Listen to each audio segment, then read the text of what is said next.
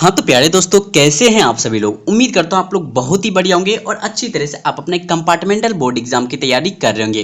तो जितने बच्चे 10 मई को मैथ की पेपर देने जा रहे हैं कंपार्टमेंटल एग्जाम के, तो बच्चों ये वीडियो एक बार शुरू से लेकर के अंत तक आपको देखना है, क्योंकि बच्चों इस वीडियो में हम लोग वैसे ही प्रश्न को हल करेंगे जो आपके कंपार्टमेंटल यानी कि 10 मई के मैथ के पेपर में 101% इसी में से प्रश्न पूछे जाने वाले हैं।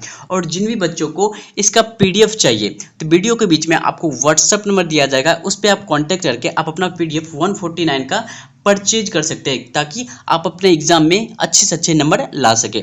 चलिए बच्चों, बढ़ जाते हैं फर्स्ट क्वेश्चन की तरफ और देखते हैं आज के फर्स्ट क्वेश्चन क्या है आपके कंपार्टमेंटल बोर्ड के रिलेटेड। चलिए देखिए बच्चों, फर्स्ट क्वेश्चन जो आपका है 6, 8, 22 का लोसो एलसीएम और एचसीएफ का अनुपात पूछा जा रहा है। क्या है? अनुपात, रेशियो पूछा जा रहा है। तो यहाँ पे क्या करेंगे, 6 का फैक्टराइज करेंगे तो 1 इंटू 2 इंटू 3। उसके बाद 8 का फैक्टराइज करेंगे तो 1 इंटू 2 इंटू 2 इंटू 2, 2 दूनी 4 दूनी 8। उसके बाद उसी प्रकार से 22 का करेंगे तो 2 गुनी 11।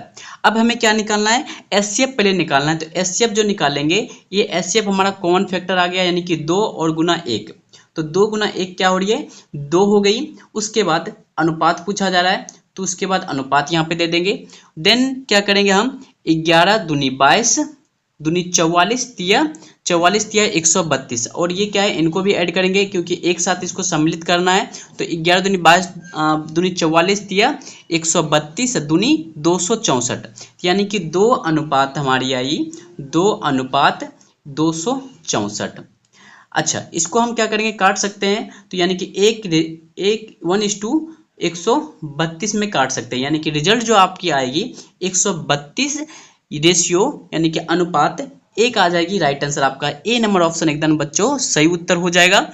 चलिए बच्चों, अगला प्रश्न को देखते हैं। क्या है, 387/405 का सरलतम रूप, यानी कि सिंप्लीफिकेशन करना है, इसका सरलतम रूप निकालना है। 387 है, 387 यहाँ पे देखना है कि यहाँ पे लास्ट को डिजिट जो क्या है 7 है, यानी कि 3 से 9 से कटेगा, ठीक है, या फिर 7 से। 3 से करते हैं, 3 से आ रही है, 9 से करते हैं, क्योंकि यहाँ पे क्या है, यहाँ पे फिर 105 भी है, 405 भी है। तो 9 से करते हैं तो 9 चौक 36, उसके बाद बचा 2, उसके बाद 9 तिया 27, 43 आ रही है पहला ऑप्शन। और क्या है, दूसरा ऑप्शन है 41, और तीसरा ऑप्शन 9/25, और चौथा ऑप्शन 129/135। सबसे पहला जो आपका ऊपर वाला क्या आया, सरलतम रूप किए तो 43 आया। अब दूसरा को फिर क्या करेंगे, 9 से काटते हैं तो 9 चौक 36 बचा 4 और 45, 9 बचे 45, यानी कि 43/45 आपका ए नंबर ऑप्शन प्यारे बच्चों एकदम सही उत्तर हो जाएगा। चलिए बढ़ जाते हैं PDF की तरफ। तो जिन भी बच्चों को PDF चाहिए तो बच्चों ये हमारा व्हाट्सअप नंबर है, इस पर आप कांटेक्ट करके आप अपना PDF 149 रुपये का परचेज कर सकते हो, ताकि आपका रिजल्ट बेहतर से बेहतर बन सके। चलिए बच्चों, बढ़ जाते हैं तीसरा प्रश्न की तरफ। तीसरा प्रश्न जो आपका है, तीसरा प्रश्न आपका है सहअभाज्य संख्या का मोसो। तो सहअभाज्य संख्या का मोसो क्या होता है, तो सहअभाज्य संख्या का मोसो क्या होता है, 1 होता है। राइट आंसर आपका बी नंबर ऑप्शन प्यारे बच्चों सही उत्तर हो जाएगा। चलिए 5वां नंबर प्रश्न को देखते हैं। क्या है, √5, √5 जो भी लगा रहे हैं रूट में, वो हमारा क्या कहलाएगा, अपरिमेय संख्या कहलाएगा। अगला प्रश्न को देखते हैं। यदि अगर p एक अभाज्य संख्या है तो √p क्या होगी। अगर p इरेशनल नंबर है तो √p क्या होगी, तो √p आपकी हो जाएगी अपरिमेय संख्या हो जाएगा। राइट आंसर आपका 5 का बी नंबर ऑप्शन एकदम सही उत्तर हो जाएगा। अगला प्रश्न को देखते हैं। निम्नलिखित में किसका दशमलव प्रसार शांत है, यानी कि शांत आवृत्ति के लिए दशमलव प्रसार क्या होती है, सूत्र 2 into 2 power n into 5 power n के रूप में होना चाहिए। अब यहाँ पे देखते हैं, जो आपका जो सेकंड ऑप्शन हम यहाँ पे कैलकुलेट करते हैं 15/1600, 1600 को हम क्या करेंगे, फैक्टराइजेशन करेंगे। 1600 का करेंगे तो 2 बार में 800, उसी प्रकार से 2 और यहाँ पे 5 का जो आएगा यहाँ पे गुणनफल आएगा। तो राइट आंसर आपका 6 का बी नंबर ऑप्शन एकदम सही उत्तर हो जाएगा। अगला प्रश्न को देखते हैं। बहुपद 2x² प्लस 5x माइनस 12 का घात, यहाँ पे घात आपको देखना है। तो घात आपका यहाँ पे क्या है, द्विघाती बहुपद है, यानी कि 2 घातों वाला बहुपद है। राइट आंसर आपका बी नंबर ऑप्शन एकदम सही उत्तर हो जाएगा प्यारे बच्चों। अगला प्रश्न को देखते हैं। 8वां प्रश्न आपका है x into x² plus 2x का मान इनमें से कितना होगा। हमको क्या करना है, इनमें से इनको गुना कर देना है, तो एक्स क्यू हो जाएगा। उसके बाद 2x इंटू एक्स यानी कि 2x square, x Q plus 2x square. आप यहाँ पे देखना है कहाँ पे है, राइट आंसर आपका ए नंबर ऑप्शन एकदम सही उत्तर हो जाएगा। चलिए अगला प्रश्न को देखते हैं। एक द्विघात बहुपद के शून्यकों का योग यानी अल्फा प्लस बीटा और alpha into beta, alpha plus beta का मान दिया है 3 और अल्फा इंटू बीटा का मान है -40। अब यहाँ पे पूछा जा रहा है कि द्विघात बहुपद क्या होगा। देखिए एक माइनस है और एक क्या है, एक प्लस में है, तो आपको माइनस जो है माइनस में ही छोड़ देना है और जो प्लस है उसको क्या करना है, माइनस में कर देना है। तो राइट आंसर आपका क्या हो जाएगा, ए नंबर ऑप्शन प्यारे बच्चों सही उत्तर हो जाएगा। अगला प्रश्न को देखते हैं। यदि अल्फा और बीटा बहुपद एफ एक्स बराबर x square plus x plus 1 के मूल हो तो 1/अल्फा और 1/बीटा का मान कितना होगा। 1/अल्फा यानी कि अल्फा का यहाँ पे मान निकालना है, उसके बाद हमें क्या निकालना है, बीटा का मान निकालना है, और जो भी रिजल्ट आएगी उसको हम क्या करेंगे, इस तरह से यानी कि भिन्न का जोड़ कर देंगे। जो रिजल्ट जो आएगी आपकी ऑप्शन नंबर यहाँ पे ए आपका राइट आंसर हो जाएगा। अगला प्रश्न को देखते हैं। यदि ए बराबर b q plus r Euclid विभाजन एल्गोरिथम से ए बराबर बी क्यू प्लस आर, जहाँ ए और बी धनात्मक पूर्णांक हो, तो यहाँ पे हो जाएगा आपका आर लेस देन बी हो जाएगी। राइट आंसर आपका ए नंबर ऑप्शन करेक्ट आंसर हो जाएगा। अगला प्रश्न को देखते हैं। यदि x इक्वल टू रूट अंदर 7 प्लस 4 रूट 3 हो तो x प्लस 1/x का मान इनमें से क्या होगा। बहुत ही प्यारा प्रश्न है और ये प्रश्न बहुत बार एग्जाम में पूछे गए हैं बच्चों। इसका सॉल्यूशन जो आपको करने पर जो रिजल्ट आएगा ऑप्शन नंबर यहाँ पे सी आपकी सही उत्तर हो जाएगी। इसलिए हम आपको बोल रहे हैं कि आप अपना PDF ले लीजिए ताकि आप अपना सॉल्यूशन एग्जाम के लिए अच्छी तरह से कर सकते हैं। अगला प्रश्न को देखते हैं। समीकरण युग्म 2x plus 3y equal to 5 तथा 4x plus 6y equal to 15 ये क्या है। यानी कि इनमें हमें चेक करना है कि यह एक अद्वितीय हल है, अनंत हल होंगे या फिर कोई हल नहीं होगा या फिर इनमें से कोई नहीं।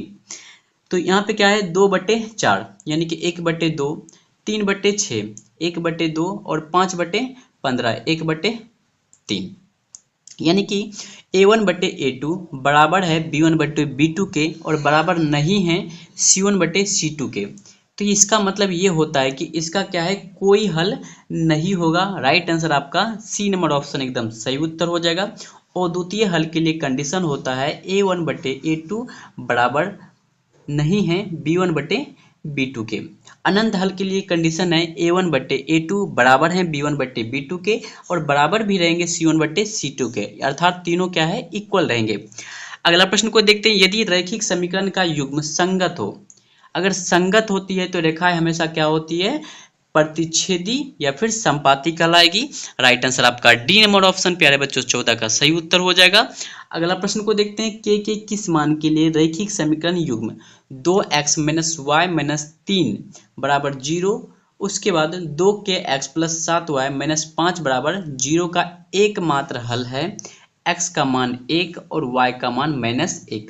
अब देखिए सॉल्यूशन करने पर जो रिजल्ट आएगा आपका ऑप्शन नंबर यहाँ पे सी करेक्ट आंसर हो जाएगा। अगला प्रश्न को देखते हैं। निम्नलिखित में कौन सा द्विघात समीकरण है। देखिए द्विघात समीकरण इनमें से देखना है कौन सा है। x³ - x² बराबर x - 1 का होल क्यूब। दूसरा ऑप्शन आपका दिया गया है x² - 4 रूट x + 14 = 0 और तीसरा ऑप्शन आपका है x + 1/x/x² और लास्ट ऑप्शन है x² + 1/x बराबर 5। अब जो आपका राइट आंसर होगा ऑप्शन नंबर यहाँ पे ए होगा सॉल्यूशन करने पर। अगला प्रश्न को देखते हैं। A² P² x² - Q² के मूल क्या क्या होंगे। बहुत ही प्यारा प्रश्न है, सिर्फ आंख बंद करके आपको करना है कि A² P² Q² होंगे। राइट आंसर आपका ए हो जाएगा। अगला प्रश्न को देखते हैं। द्विघात समीकरण को पूर्ण हल देने वाले गणितज्ञ कौन थे। तो द्विघात समीकरण को पूर्ण हल देने वाले गणितज्ञ थे अब्राहम वार्थ थे। राइट आंसर आपका सी हो जाएगा। द्विघात समीकरण x² - 5x - 300 का विवेक्तर यानी कि डी पूछा जा रहा है B² - 4AC। बी का मान है -5 यानी कि -5 का स्क्वायर करेंगे तो 25। उसके बाद -4 गुना ए का मान यहाँ पे 1 है और सी का मान यहाँ पे 13 है, यानी कि 3 चौक 12 हो जाएगी, यानी कि 1200। उसके बाद यहाँ पे क्या है 25 है। अब जो रिजल्ट जो आपका आएगा सीधा आएगा 1225 आ जाएगा। राइट आंसर आपका ए हो जाएगा। अगला प्रश्न को देखते हैं, समांतर श्रेणी में इनमें से कौन सा नहीं है? 3, 4, 5, 6, 7 ये सब क्या है, एक बढ़ते क्रम में है। समांतर श्रेणी क्या करता है, अर्थमेटिक प्रोग्रेशन क्या कहता है कि अगर दूसरा पद माइनस पहला पद अगर हम करते हैं तो एक समान रिजल्ट आना चाहिए, और तीसरा पद उसी प्रकार से दूसरा पद करते हैं तो उसका मान भी एक समान आना चाहिए, यानी कॉमन डिफरेंस जो होना चाहिए वो इक्वल होना चाहिए। तो इस प्रकार जो है यहाँ पे पूछा जा रहा है कि कौन समांतर श्रेणी में नहीं है, यानी कि कौन समांतर श्रेणी में इनमें से है, इनमें से कौन सा समांतर श्रेणी में नहीं है ना, नहीं है तो आपका ऑप्शन नंबर ए आपका सही उत्तर हो जाएगा। 5, 3, 8, 3, 11, 3, 14 ये समांतर श्रेणी में है, अर्थात अर्थमेटिक प्रोग्रेशन में है। अगला प्रश्न को देखते हैं, पहला पद है 2, उसके बाद सार्वंतर 3 है, 8वां पद हमें ज्ञात करना है। 8वां पद यानी कि A8 बराबर हम लिख सकते हैं A प्लस 7D। तो A का मान यहाँ पे है 2 प्लस 7 गुना D का मान यहाँ पे 3, 7 21 2 23। राइट आंसर आपका सी हो जाएगा। चलिए अगला प्रश्न को देखते हैं, 1 से क्या है, 1 से 100 तक सभी प्राकृतिक संख्याओं का योग कितना होता है? बहुत ही प्यारा प्रश्न है। क्या है, 1 से 100 तक n इंटू एन प्लस 1/2 इस सूत्र का प्रयोग करेंगे तो राइट आंसर आपका हो जाएगा 6050 हो जाएगा। ऑप्शन नंबर सी।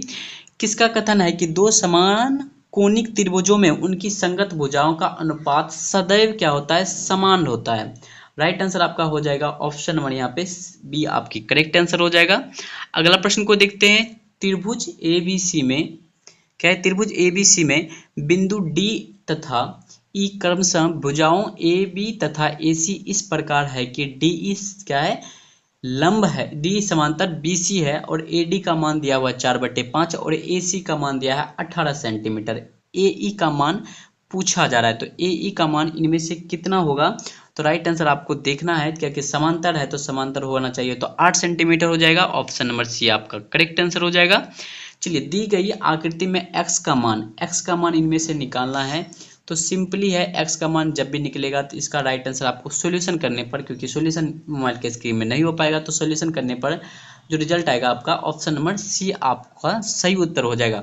और अभी भी बता रहे हैं जिन भी बच्चों को PDF चाहिए तो बच्चों ये हमारा व्हाट्सअप नंबर 7549213445 इस पे आप कांटेक्ट करके आप अपना PDF ले सकते हो, और फुल सॉल्यूशन के साथ ऑब्जेक्टिव प्लस सब्जेक्टिव का आपको PDF मिलेगा, जो कि आपके कंपार्टमेंटल एग्जाम के लिए बहुत ही ज़्यादा महत्वपूर्ण होने वाले हैं। चलिए कोटि पूछा जा रहा है बिंदु का, एक पहला जो होता है वो भुज कहलाता है और दूसरा जो कहलाता है वो कोटि कहलाता है। अब यहाँ पे क्या है, कोटि पूछा रहा है तो 10 हो जाएगा राइट आंसर। अगला प्रश्न को देखते हैं, बिंदु -6 और -5/2 यानी कि माइनस माइनस होता है तृतीय पाद में। राइट आंसर आपका सी हो जाएगा। एक्स अक्ष से बिंदु P8 और 12 की दूरी कितनी होगी? राइट आंसर आपका 12 इकाई हो जाएगा। Option number B correct answer हो जाएगा। बीच की दूरी पूछा जा रहा है तो बीच की दूरी यानी कि x1 + x2/2 y1 √x1 + x2 का स्क्वायर प्लस y1 + y2 का स्क्वायर। इसका सॉल्यूशन जो करने पर आपका जो रिजल्ट आएगा वो आ जाएगा 4 चौक 16 दूनी 32 आ जाएगा, यानी कि 4√2 हो जाएगा।